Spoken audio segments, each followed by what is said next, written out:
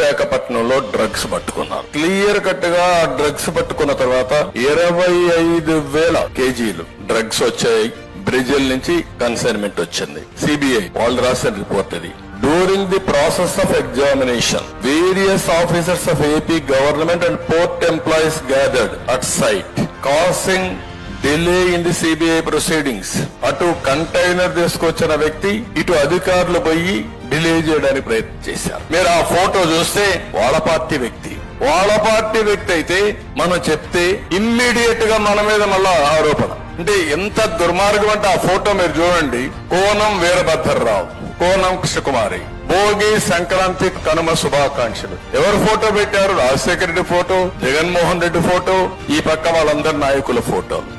ఇవన్నీ పెట్టి మొత్తం మీరు ఒకసారి చూస్తే అదే సమయంలో బ్రెజిల్ ప్రెసిడెంట్ తో ఆయన అవుతానే విజయసాయి రెడ్డి ఒక ట్వీట్ క్లియర్ గా congratulations to Luis Inacio Lula da Silva being elected as the new president of Brazil. Brazil president తో కనెక్షన్ ఉంది. గొప్ప నాయకుడు కదా ఆయన కాదు, ఇంటర్నేషనల్ మాఫియా. అదే వీళ్ళు చేసే పని. 5 సంవత్సరాలు ఈ రాష్ట్రంలో డ్రగ్స్ మాఫియాని పెంచి పోషించి కడాన రాష్ట్రాన్ని నాశనం చేసి ఈ రోజు ఇంటర్నేషనల్ మాఫియాతో సంబంధాలు ఎస్టాబ్లిష్ చేసే పరిస్థితికి వచ్చారంటే వీళ్ళు ఏమన్నా నాకైతే అర్థం కాదు.